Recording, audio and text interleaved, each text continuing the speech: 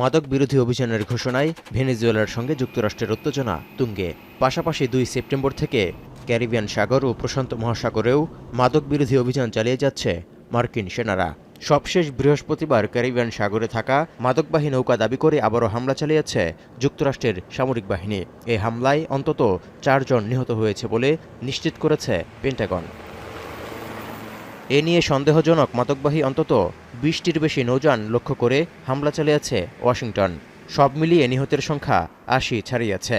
এসব হামলা সশস্ত্র সংঘাতের আইন মেনে করা হচ্ছে বলে দাবি করে আসছে হোয়াইট হাউস। তবে আইন বিশ্লেষকদের মতে সন্দেহভাজন বা নিরস্ত্র ব্যক্তিদের লক্ষ্য করে প্রাণঘাতী হামলা চালানো যুদ্ধ অপরাধের শামিল। জাতিসংঘও এসব হামলাকে বিচার বহির্ভূত হত্যা অভিহিত করে অবিলম্বে তা বন্ধের আহ্বান জানিয়েছে। Based on the information that's been available so far, none of the individuals on the targeted boats appear to pose an imminent threat to the lives of others or otherwise justify the use of lethal armed force against them under international law.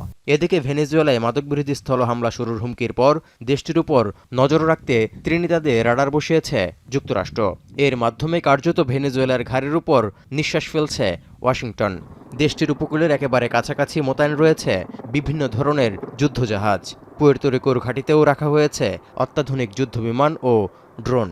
Washington কারাকাসের মধ্যে চলমান উত্তেজনায় পুরো অঞ্চল জুড়ে বাড়ছে উদ্বেগ।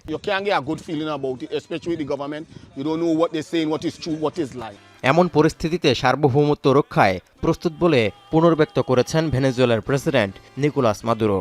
এমনকি সার্বভৌমত্ব ও শান্তির প্রশ্নে চীনের সমর্থন অব্যাহত আছে বলেও দাবি করেছেন তিনি।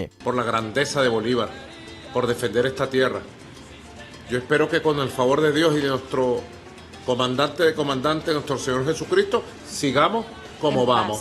গ্লোবাল ফায়ার পাওয়ারের 2025 সালে করা সামরিক শক্তির তালিকা অনুযায়ী সামরিক সক্ষমতার দিক থেকে বিশ্বের 160টি দেশের মধ্যে ভেনেজুয়েলার অবস্থান 50তম। ব্রাজিল, মেক্সিকো ও আর্জেন্টিনার মতো আঞ্চলিক শক্তির তুলনায় অনেক পিছিয়ে আছে দেশটি। এই অবস্থায় যুক্তরাষ্ট্রের চেয়ে সামরিক সক্ষমতায় যে অনেক দুর্বল তা বলার অপেক্ষাই রাখে না।